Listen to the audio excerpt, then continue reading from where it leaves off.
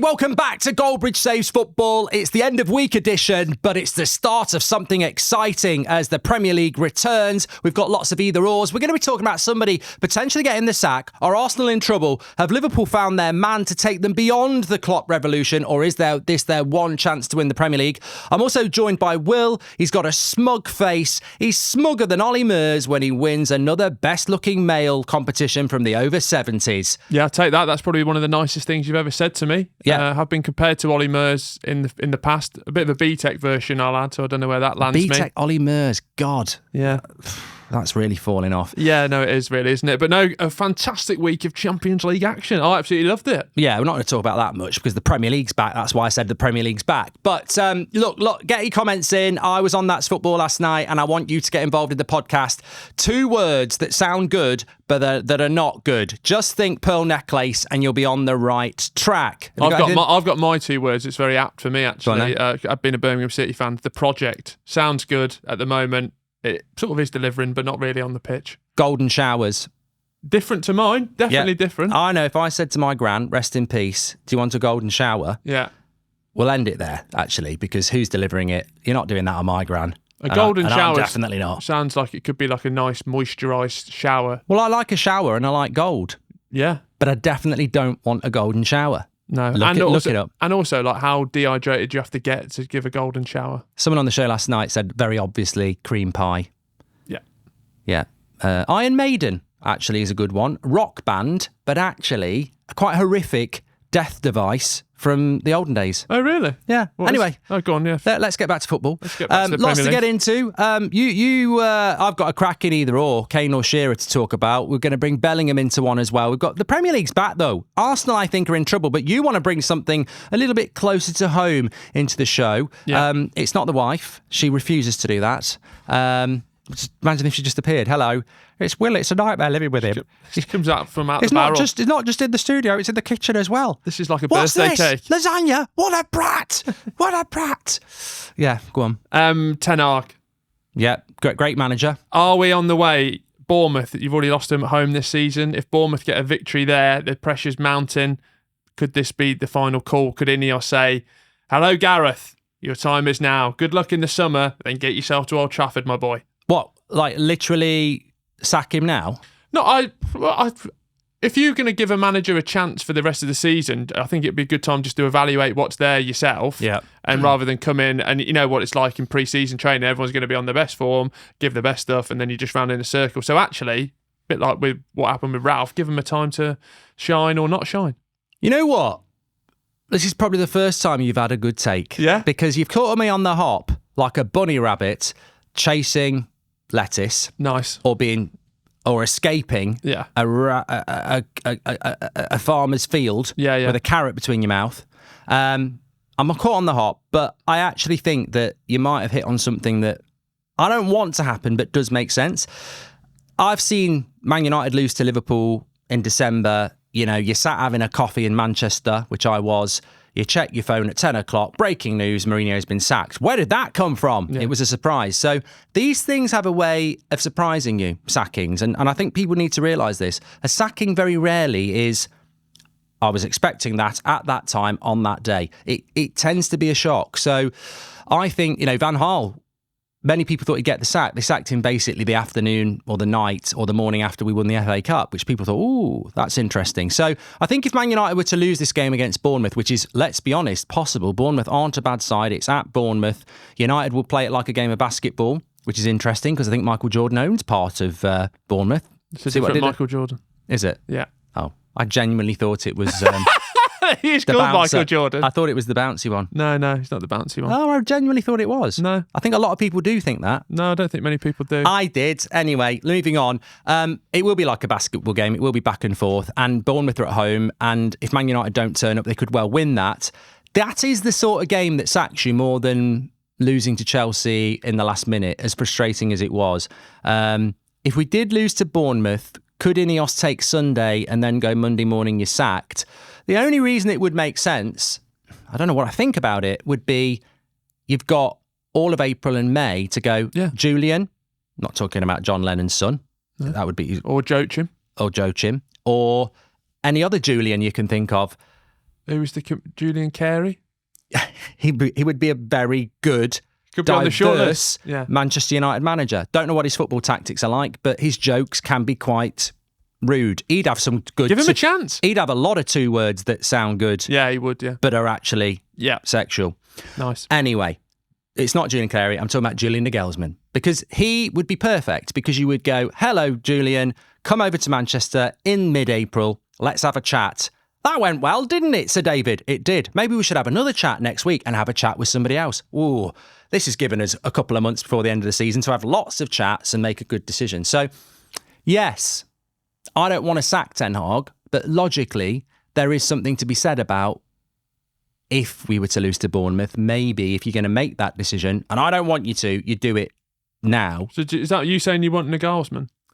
I want Ten-Hag, but if you're going to sack Ten-Hag, the only place I'd go is Nailsman. You're competing against Klopp. No, not anymore. You're competing against Pep. You're competing against Ainge. You're competing against Arteta. No, you're competing against Eddie Howe, De Zerbi, Nailsman's Moyes. a name. I always judge people on rivals, and when a rival's worried, Edwards. Sessions. Yeah, nice. Yeah. Anyway, so I think Nailsman would be my choice if you made a change. But Nailsman's very similar to Ten-Hag in the sense that he has this way of playing, and how do you do that with the players that we've got? But no, I think it's really interesting. Get in the comments what are your thoughts. If Ten-Hag was going to get sacked and losing to Bournemouth in a bad way, let's say another 3 or 4-0, you don't really come back from that unless you've got a really staunch ownership that say, we're putting this all on the players. This is not the manager's fault. Arteta finished 8th and then did that.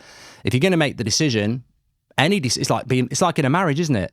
You know, this is the last time I've sat and watched a rom-com with you and pretended to like it. Yeah. I'm not wasting another 2 months watching this shit. Get out, or I'll get out. Have you watched the latest one with Lindsay Lohan in Ireland? No. Some of the... She's a terrible actress. Worst... I don't even know how it must get commissioned on it being a bad film. It's a Channel 5 movie, isn't it? Yeah, anyway. What I was going to say is that it feels like, you know, in NFL when there's a bad draft class, that's what it feels like with the managers this summer. Sounds like my bed last night with a bad draft. I could smell you from Too many onions. Yeah, lovely stuff. But like when you go into it, like you're there, go, I would take Nailsman, and then it's like Southgate is in the top 5 choice of this draft class of managers for the summer, isn't he? Amazingly. But that's what I mean. And even I sit here washing the man's car and say I wouldn't even put him in the top 5. No. Well, it's interesting. Well done to you. Let your comments in below. If you're going to sack Ten-Hag, then obviously I think that some might say that, you know, losing to Bournemouth could be a positive to just get on with it. But I still think United have got an FA Cup semi-final next week, and they've got to hold on to 6th place because Europa League is way better than Conference League. So, yeah, interesting. Good start to that. Do you think Bournemouth will beat Man United? Yes, I do, yeah.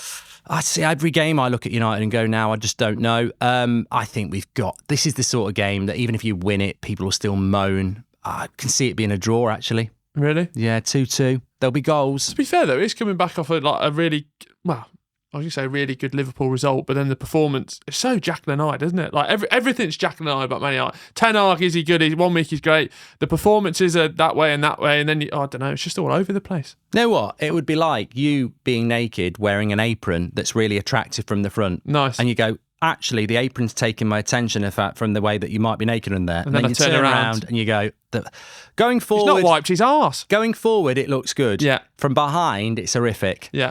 That's Man United at the moment. What, me in an apron? Yeah, naked. Let's stop the podcast and everyone just close your eyes. Some people all like that. And you know? imagine, that's fine. I read a comment the other day where someone said, I really like Will's voice. And I was like, really? I was thinking to myself, you need to get help. Yeah, my mom's never said that. My girlfriend's never said that. There's another one. If you like Will's voice, you probably like Marmite on your cornflakes. Marmite? Marmite. Marmite, Will. You probably, what about my hair? Wipe your arse with sandpaper. Do you like my hair? It's better. Yeah, the mullet? Just trying to copy Spencer. He loves everything Spencer does. Yeah, he's a great guy. Yeah. When are you going to get a football club? Obvious. What? When are you going to get a football club? When I can be bothered. I'm juggling more things than a juggler. Nice. That's one of your best ones. That is. Arsenal. They've had a there we go. Indifferent result in the week, but you come in this morning after saying title favourites on Monday. Do you get your ideas from Spencer? I bet on Monday you went, I get my ideas from you walking in this. Spencer, what do you think about Arsenal? Well, Will, they're a good team, but they've got a bit of a hangover in Europe. I'm using it in the podcast. Please don't mention it. The money's in the bank. We just speak about #United, West Ham United, and mullets. That's all we speak about. Okay. Anyway, Arsenal. You were right about Arsenal anyway. They did struggle in Europe, which I was surprised. And I don't want them to, but I hope it doesn't. What we were speaking to Don Robbie about the other week, we kept bringing up that run into the end of the season last year, and they had Southampton at home and everything like that, and it sort of was getting a bit... You know his name's Robbie? No, it's the Don. No, there's another... The Don. He's another guy that Will can get his head up his arse. What do you mean? And Robbie won't want it. Well, I don't know why I went from arse to Willie. Robbie will not want it. Never say never. Just call him Robbie, not Don. The Don. Look, you can have the Don when you. It's like the YouTube version of going to Buckingham Palace to be knighted. Like, you'll get Don status, but you just got to wait a little bit longer. Okay. Don Goldbridge. Anyway, look, you were right. You said that Arsenal would struggle in Europe, and I didn't, and they did. And they've got a massive... I think they're a bit in trouble, but not in the sense that Arsenal fans need to start going on Twitter. What I'm saying is, you've got a lot of away games that are difficult. You've got Villa at home on Sunday. Yeah. You've got Bayern Munich midweek. I don't know what the next game is, but I know Spurs is on the horizon. They've got no breather now. Remember at Christmas, they were sort of running out of energy and everyone was like writing them off, and then they had a couple of weeks off, didn't they? And they came back really back. They're not going to get that breather now, and now it's going to be about mentality for Arsenal. I think they've got it, but the Arsenal game, I want Arsenal to win the league here, so I'm concerned basically. I'd like Arsenal to win the double. The league will do. I'm not really bothered about the Champions League. I'm not an Arsenal fan. For me, I'd like them to do it. You would, but the point is, Arsenal, I do worry about them a little bit now because I want them to win the league, but I look at it and I go, that really concerned me against Bayern Munich because it was at home. And as you said, Europe, I was like, what? Europe? So what? Yeah. Mallorca's no difference to Skegness on a sunny day. Exactly. New York's no different to Birmingham. But probably a bit too far. But the point is, Europe really did have a passport check and Arsenal failed it. Even though it was being played in London, their defence was unrecognisable to what we know in the Premier League. Their attack seemed a little bit nervous. Bayern kept getting at them on the break, and they ended up drawing a game 2-2. So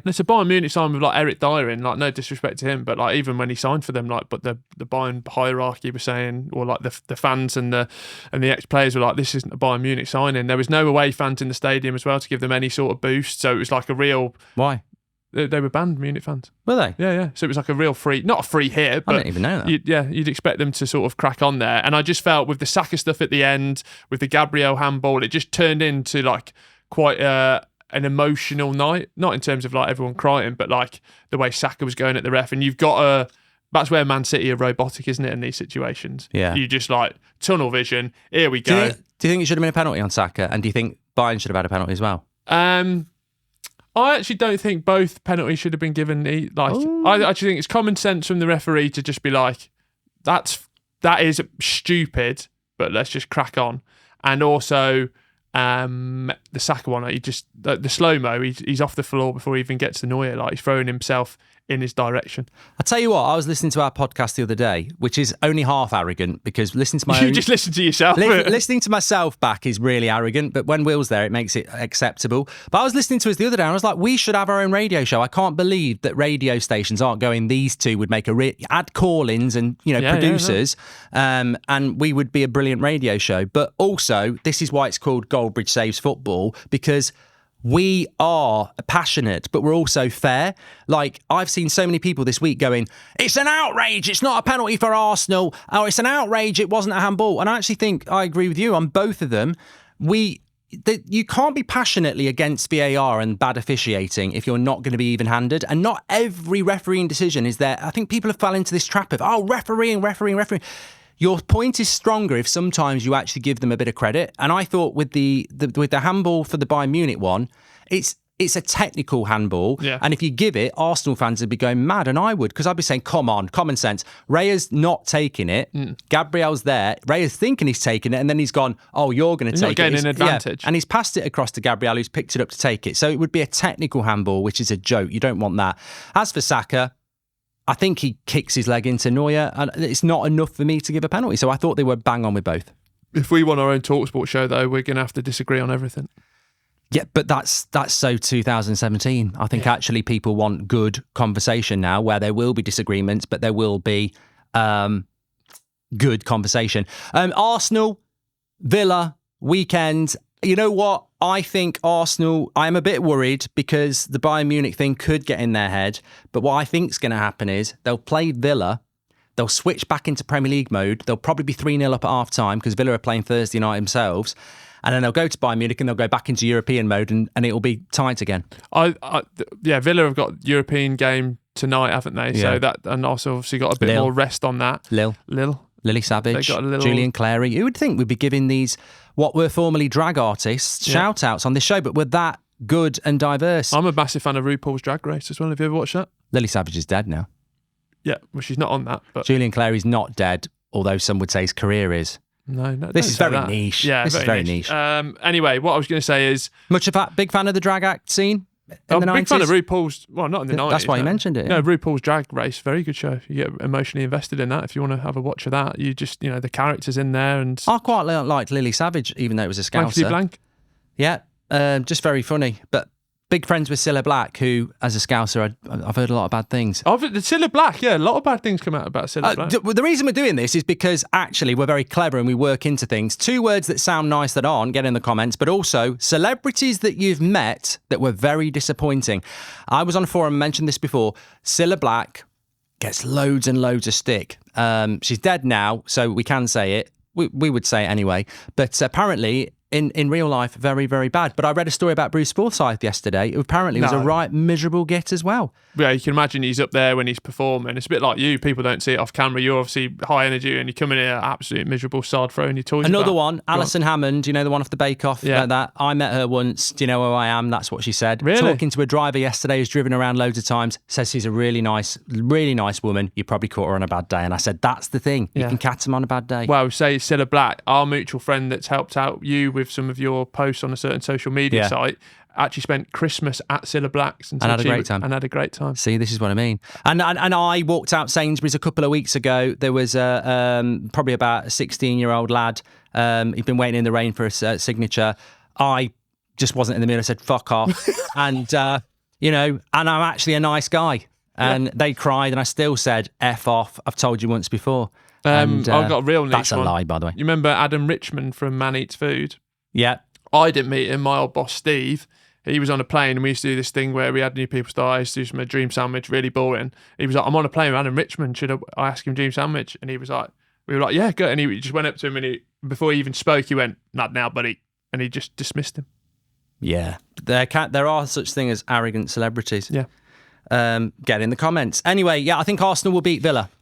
I think Arsenal beat Villa. Villa very, the Champions League's in their hand, and that Brentford performance, just, if I was a Villa fan, would scare me. Being 2-0 up at home, very comfortable, and the manner in conceding those 3 goals for it just to be, again, is the emotion, the pressure getting to them. Champions League is in their fingertips, in their grasp, and you don't want to be throwing that away. The thing about Villa is, they can probably lose how many games they got? 6 games left. If fifth they could probably lose 5 games and still when get in. When does 5th get fully announced? Do we know that? Well, it won't be till the end of the season because it's the coefficients. But I think we're doing all right. I mean, look, Dortmund are doing bad as well. Is it Dortmund are losing Germany? Well, I think it's Italy and England who are top 2, but I can't see. There's not many Italian teams left in the Champions League. I know there are. No, but Dortmund, Germany would have to overtake us then. Yeah. I think if Man City and Arsenal both went out, we might have to take a deep breath. West Ham, Leverkusen, Liverpool. We've got Atalanta. Yeah. Anyway, look, let's get back to Premier League. Sorry, yeah. We spoke about Arsenal. I think the Premier League mindset will continue. It might not be a bad thing to go out to Bayern for them. No, I know what you mean. It's just they have clearly operated better with this sort of clear schedule. Bayern, I think, will be tough in the Allianz. Oh, no, you're jumping on board the Bayern Express. No, but I thought Arsenal would turn them over. Yeah.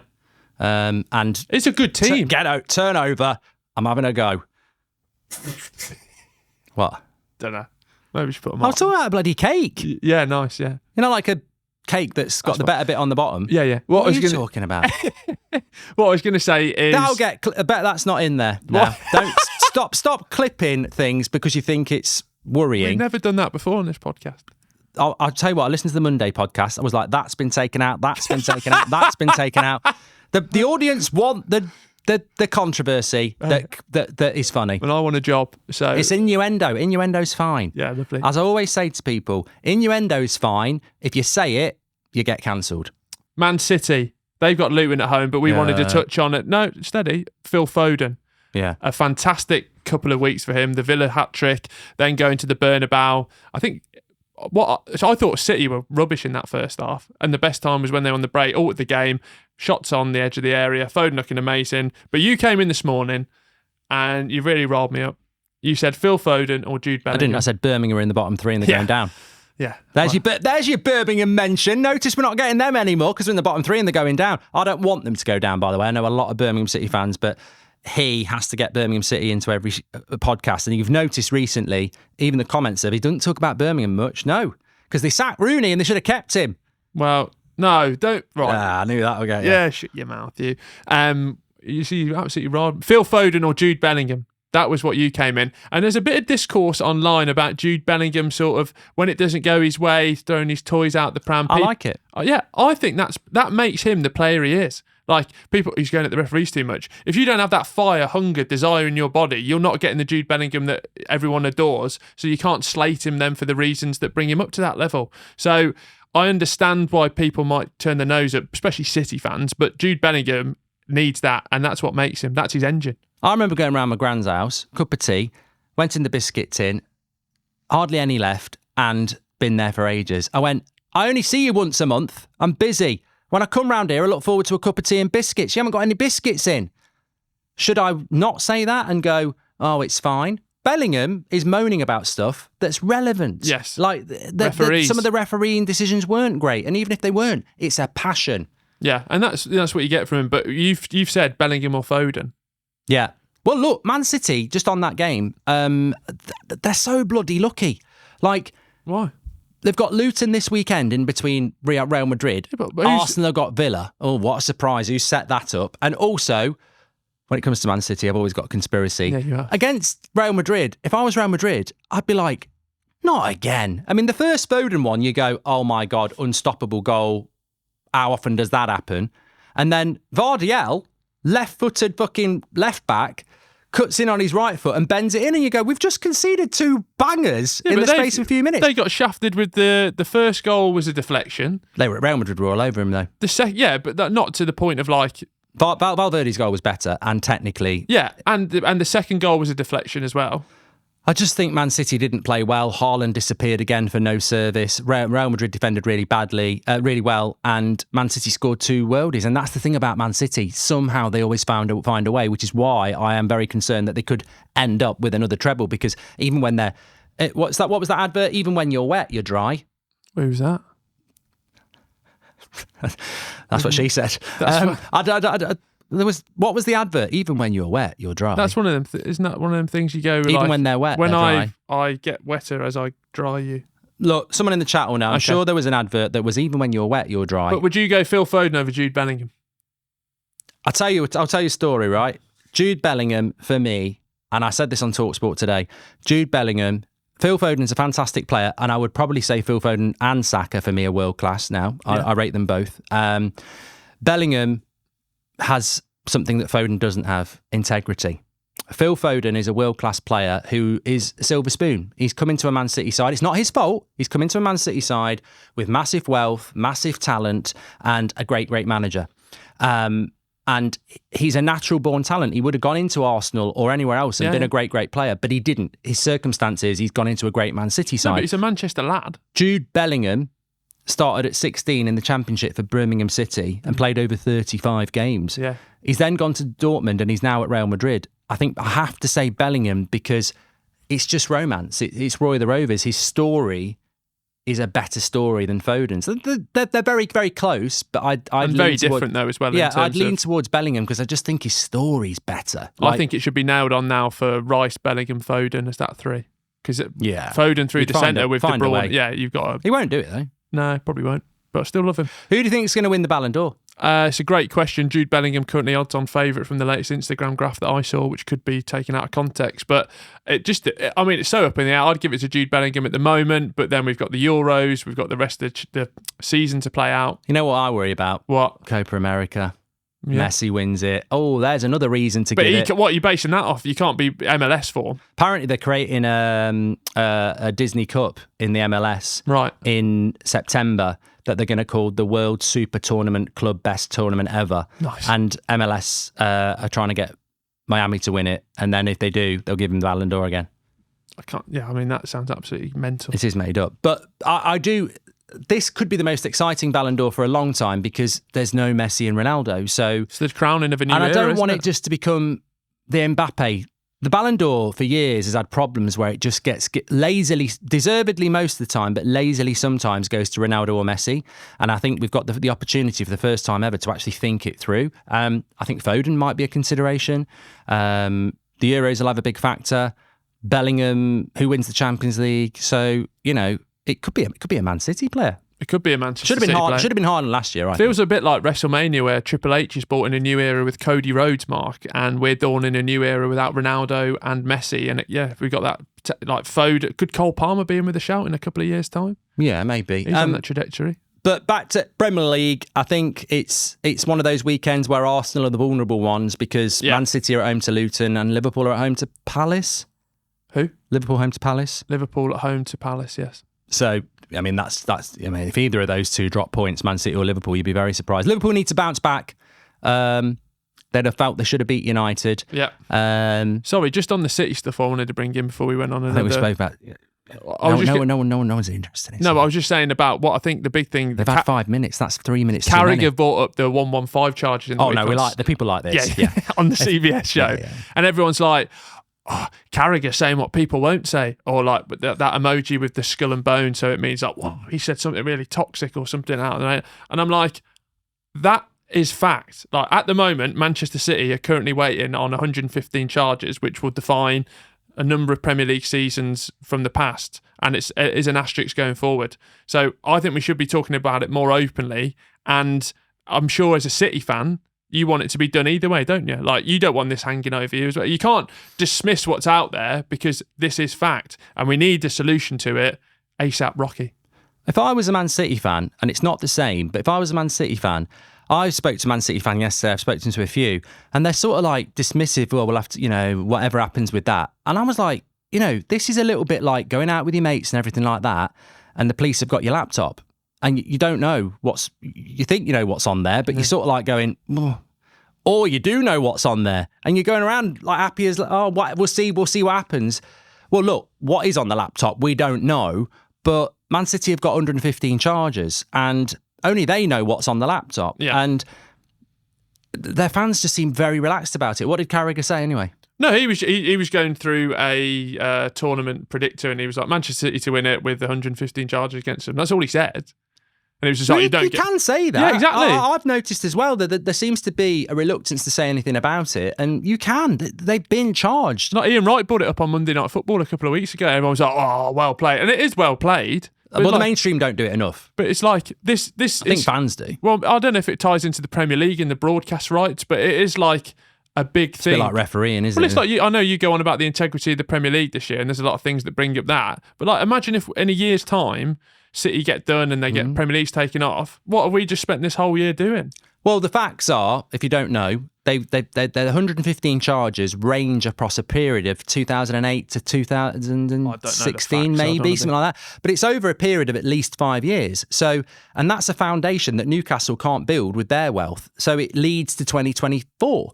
If Man City get found guilty, everything they've done from 2008 to now is under scrutiny because of that.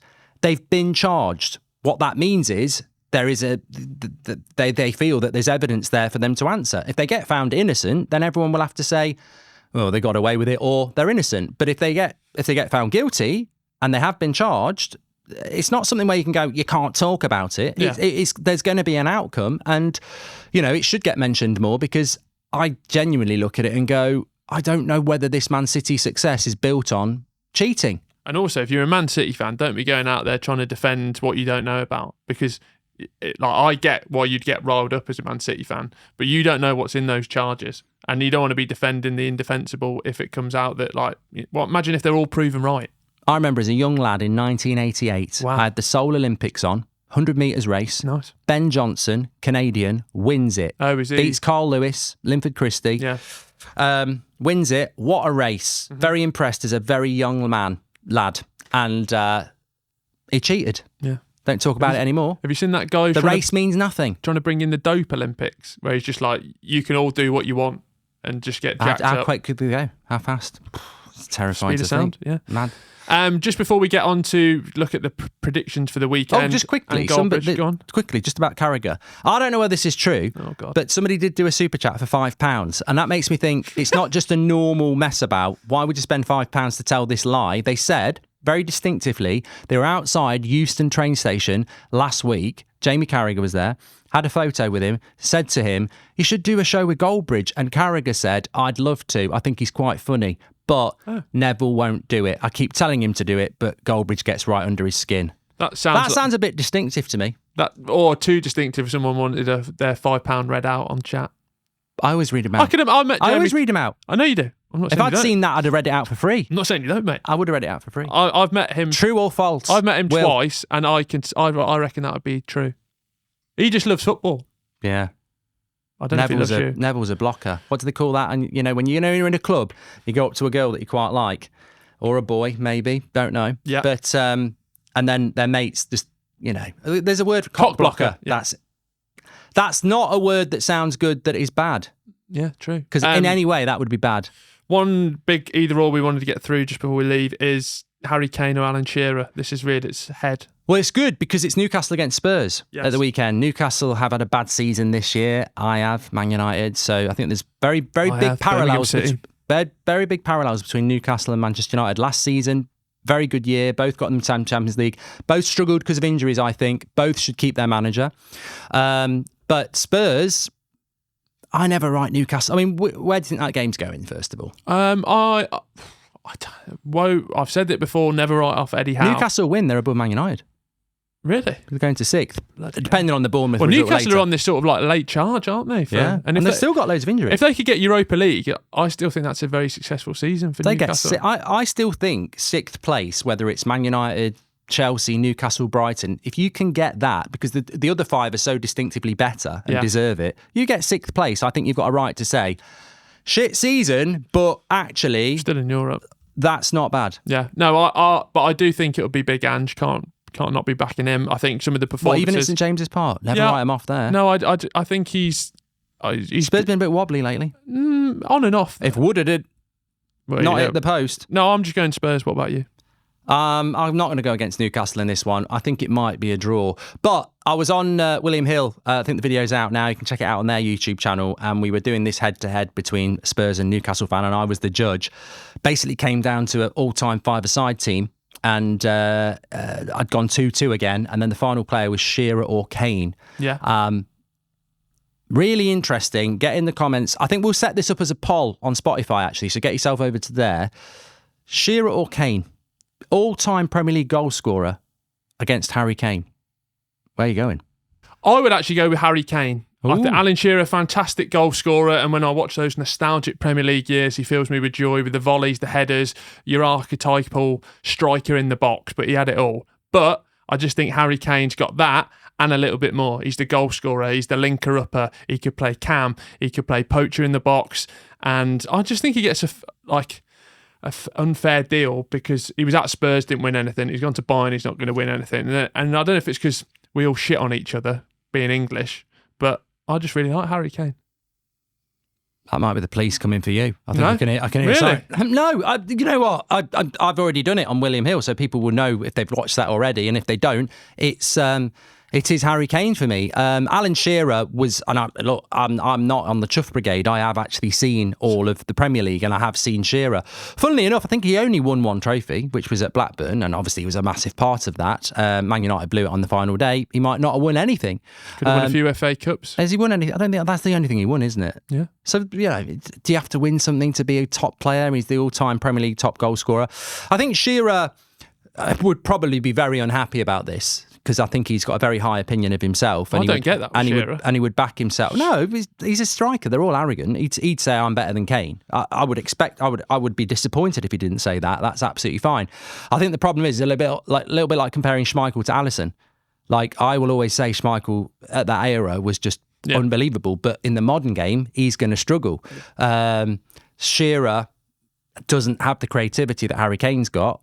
Would he have it in the modern game if he'd gone through the same coaching and stuff, I don't know. So, but I agree. I would go Kane, Shearer, because we live in 2024 and I want a little bit more from my striker.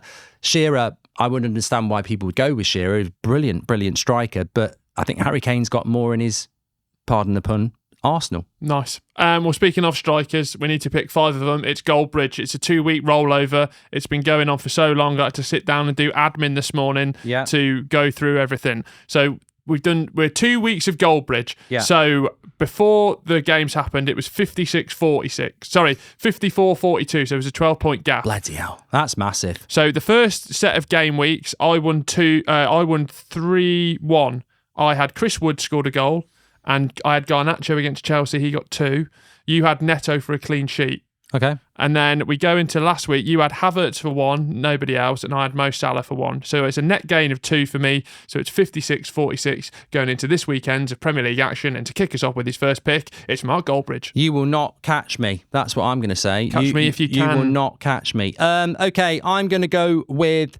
so hard at the moment. So many players injured or might miss out. I think we've got to be a bit harsh on that. And if we pick one, you just miss out. Yeah. I've not done my homework for FPL, so I might fall into that trap here. But I'm going to start off with the Newcastle against Spurs game, and I'm going to go with Anthony Gordon. Okay, very nice. I'm going to go with a man that scored for Newcastle against Fulham. I'm going to go for Bruno Guimaraes. Interesting. You need to be more obvious, I think. Okay, look, there's going to be goals in this. It's Brentford against Sheffield United. I don't think I can go with Tony because I've said him a lot recently. So I'm going to go with Wizza. Okay, interesting. From Sheffield United, no, I'm not. I'm going for Ivan Toney. Yeah, good one. Good. That's what you need to do. Man City against Luton. I won't refuse it. I'm going to go with Alvarez. I fancy him to start and I fancy him to score.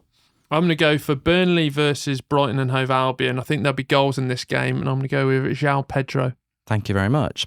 He's had 1 shot in the last 3 games. This is ridiculous, but I'm wearing the jumper. It would be wrong for me not to do it. I'm going to go with Rasmus against Bournemouth, unless I did it last week against Liverpool, which I doubt I did. I will go for a Arsenal player to score against Aston Villa, and I'm just going to go very obvious there for a little Timmy tap-in. I'm going to go for Saka. Lovely. I'm going to go Liverpool against Crystal Palace. I think there will be goals here. I think Liverpool will score a few of them, and I'm going to go with Luis Diaz. Very nice. Manchester City at home to Luton Town. I'm going to go, again, just to try and be simple, I'm just going to go with Phil. Actually, no, I'm going to go with Kevin De Bruyne. That's 5. That's because when coming on the train down, I listened back to the 2 podcasts, and it's like, I'm going to go for Ollie Watkins against Brent. And we're like, no, he's injured. He scored 2. Honestly, it's the most irritating listen back ever because we just denied ourselves a point. Okay, so we've done the 5. You've done the 5. Now we need to do a defender and goalie. Well, I'm going to go goalie first because it's in my head. I fancy Brentford to keep a clean sheet, so I'm going to go for their goalkeeper, which I think is called Fleckin. Yeah. There we go. I'm going to go for Edison against Luton Town. Good tap in there. Defender to score a goal. Probably 1 week. I don't know whether I did it. Did I do Gabriel last week? You did do it. No, you didn't do him last week. You did Pau Torres. I'm going to go Gabriel. I'm going to catch him on one of these weeks. I'm going to go with... He's ready to rise again. I'm going to go for... I might go Thiago Silva. He won't even get picked. Doesn't even pick him anymore. He scored the header against Sheffield United. Did he? Yeah. Because I went for Disassi. I go for Thiago Silva. Have you had a good week? Yeah. Have you had a good birthday week? I've been ill all week, actually. Oh. It's not me. I was, illness is fine. Many people carry it. Yeah, exactly. Don't give it to me, then. No. Thanks everyone for watching. Big shout out to Will. Get your comments in below. We've given you a lot to talk about there. Celebrities you have met that have been arseholes. 2 words that sound great but aren't. Don't forget the book. That's not a prop. Well, it is, but it's there for a reason. We're trying to get in the top 100 on Amazon, so please pre-order it. Links in the video description and also on Spotify. But you can just go type in Mark Goldbridge book on Amazon and pre-order it. That would be great. Yeah, I've done it already. I put my pre-order down. You said there was a bonus coming my way, but you couldn't tell me what it was. You'll find out. Lovely stuff. Take care, everyone. We'll speak to you on the next one on Monday.